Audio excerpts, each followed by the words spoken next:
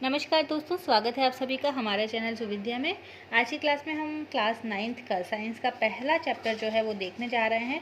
जो चैप्टर है वो है matter in our surroundings. Okay, तो पिछले 3 पार्ट हमारे कंप्लीट हो चुके हैं, 4th पार्ट है और आज की क्लास में हमारा जो चैप्टर है वो कंप्लीट हो जाएगा। सो इवेपोरेशन हमारा आज का टॉपिक है। So do we always need to heat और change pressure for changing the state of matter?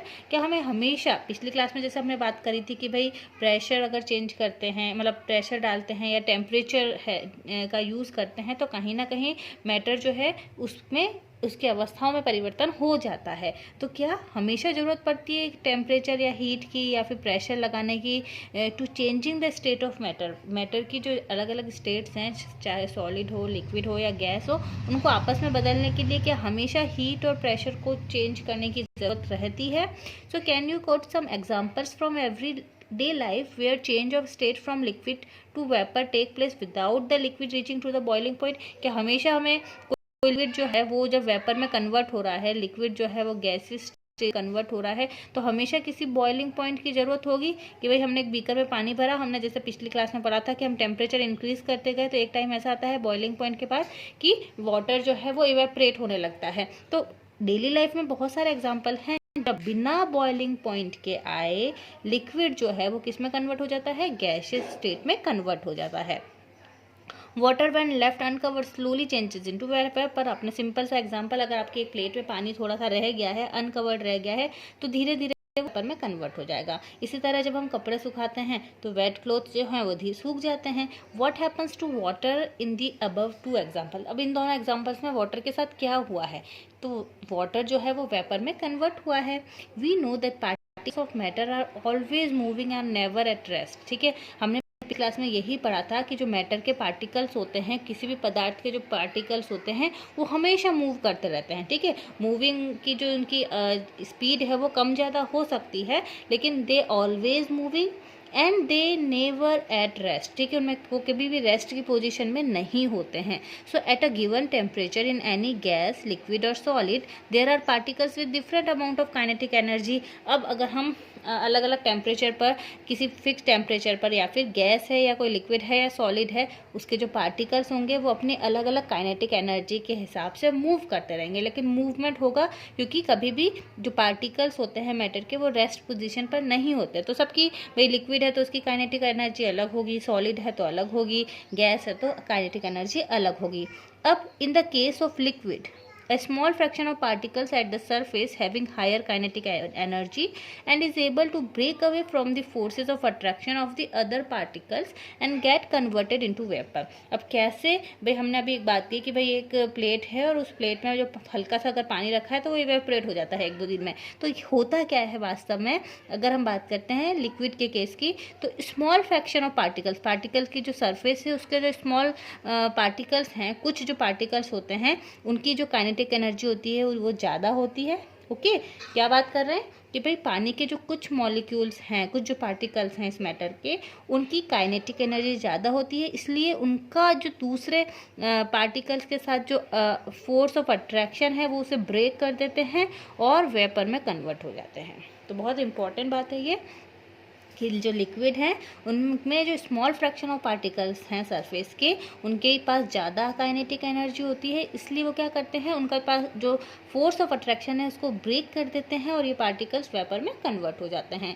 This phenomenon of change of a liquid into vapour at any temperature below its boiling point is called as evaporation. इसका मतलब ऐसा कोई भी process जिसमें liquid जो है वो वेपर में कन्वर्ट हो, लिक्विड किस में कन्वर्ट हो? वेपर में कन्वर्ट हो बिलो इट्स बॉइलिंग पॉइंट। ठीक है, हमने कोई बॉइलिंग पॉइंट का यूज़ नहीं किया कि बॉइलिंग पॉइंट से ज़्यादा अगर हम हीट दे रहे हैं उसके बाद ही वो वाष्प में बदल रहा है, वेपर में बदल रहा है, ये बात नहीं आई है यहाँ पे। Below the boiling point that process is called as evaporation. Now factors affecting evaporation, इसके लिए एक छोटी सी एक्टिविटी के क्वेश्चन दिए हुए हैं कि भाई आप थोड़ा सा पानी लें, उसे टेस्ट ट्यूब में डालें, किसी को विंडो के पास रख रहे हैं, किसी को सूरज के पास रख रहे हैं, किसी को फैन के नीचे रख रहे हो, किसी को बहुत ज़्यादा ह्यूमिडिटी वाले एरिया में रख रहे हो, तो सारी अलग अलग कंडीशन में क्या क्या इफेक्ट पड़ेगा।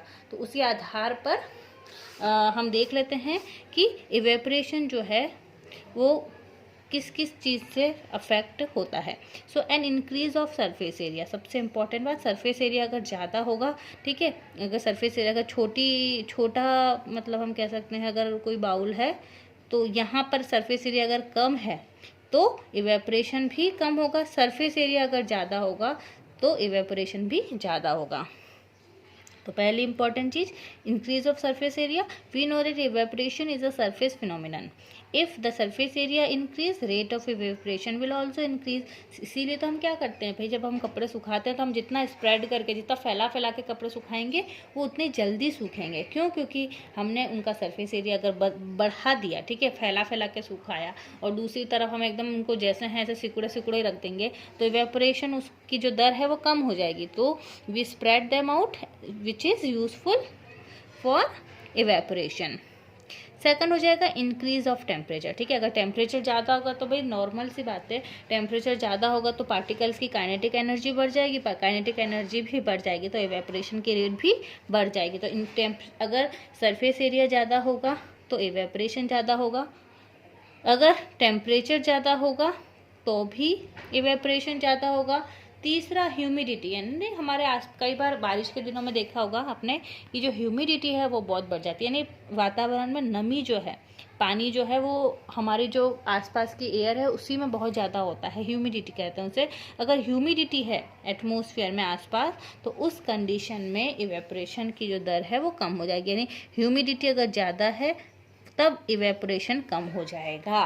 ध्यान रखें, क्योंकि ऑलरेडी जो वाटर है वो एयर में ज़्यादा है तो वो और इवेपोरेट होकर वाटर एटमॉस्फेयर में नहीं जा पाएगा। तो ह्यूमिडिटी अगर ज़्यादा है तो इवेपोरेशन कम होगा, टेम्परेचर अगर ज़्यादा है तो इवेपोरेशन ज़्यादा होगा, सरफेस एरिया अगर ज़्यादा है तो ज़्यादा होगा इवेपोरेशन। और चौथा है इंक्रीज इन विंड स्पीड। अब ये तो बहुत नॉर्मल, जितनी तेज़ हवा चलेगी, जितनी ड्राई फास्टर विंडी डे होगा उसमें आपके क्लोथ्स जल्दी सूख जाते हैं। इसका मतलब अगर विंड स्पीड ज़्यादा है तो भी इवेपोरेशन जो है वो जल्दी होगा। तो तीन जो हैं कंडीशंस में डायरेक्टली हम कह सकते हैं प्रोपोर्शन है, मतलब अगर सरफेस एरिया बढ़ रहा है या फिर टेम्परेचर बढ़ रहा है या विंड की स्पीड बढ़ रही है तो इवेपोरेशन भी बढ़ेगा, लेकिन अगर ह्यूमिडिटी बढ़ेगी तो इवेपोरेशन कम होगा। अब हम आगे बात कर लेते हैं how does evaporation cause cooling, ठीक है। अब इवेपोरेशन जो है वो कूलिंग कैसे कॉज करता है, इवेपोरेशन के साथ साथ कूलिंग के प्रोसेस को भी हमें पढ़ना पड़ेगा।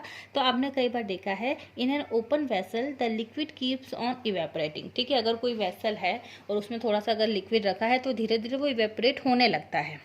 The particles of liquid absorb energy from surrounding to regain the energy lost during evaporation, ठीक है। अब अगर कोई वेसल है और इसमें क्या हो रहा है, इवेपोरेशन हो रहा है, तो जब ये पूरा प्रोसेस होता है तो इसमें कुछ एनर्जी जो है वो लॉस्ट हो जाती है।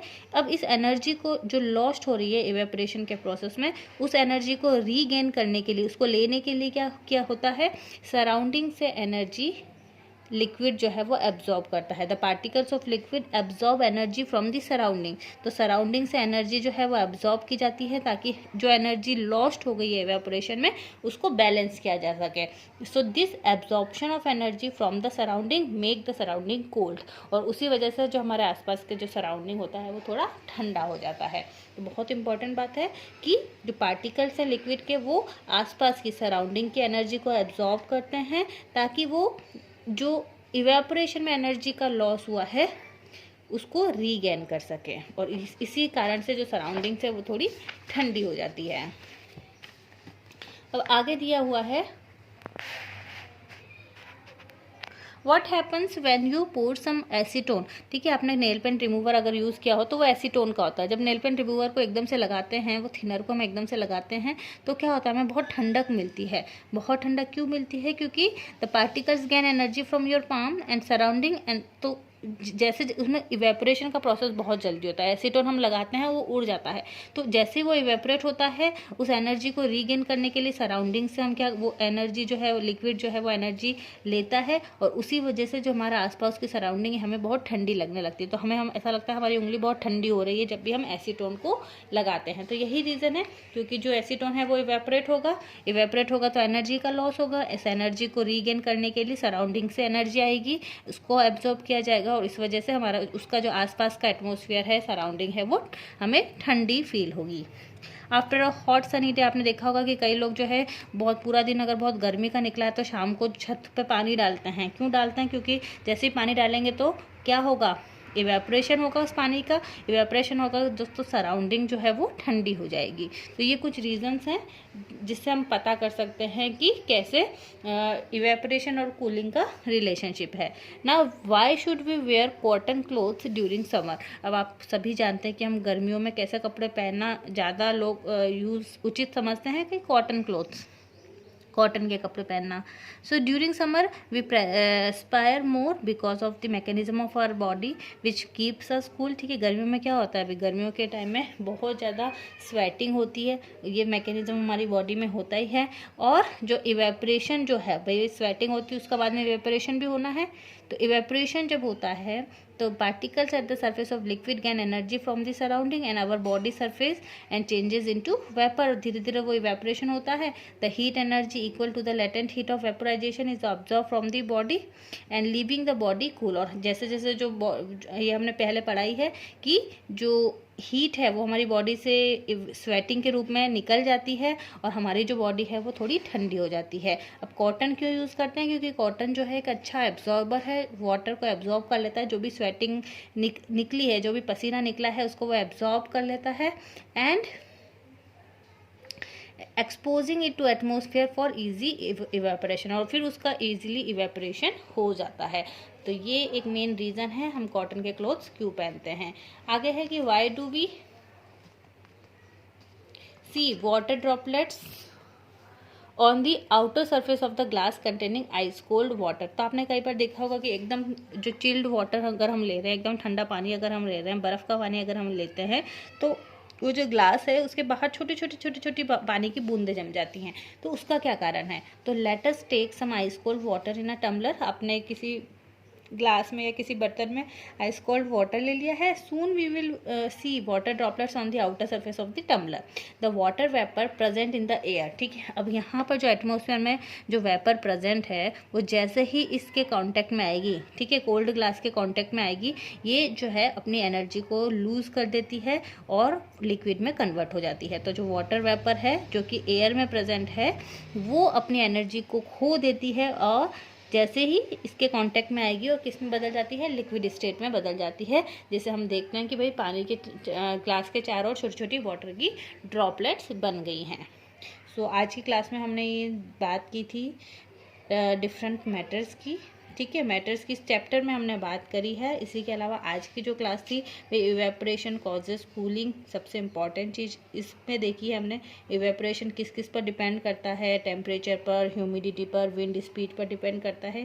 सो ये क्लास यहीं पर कंप्लीट होती है। बहुत बहुत धन्यवाद।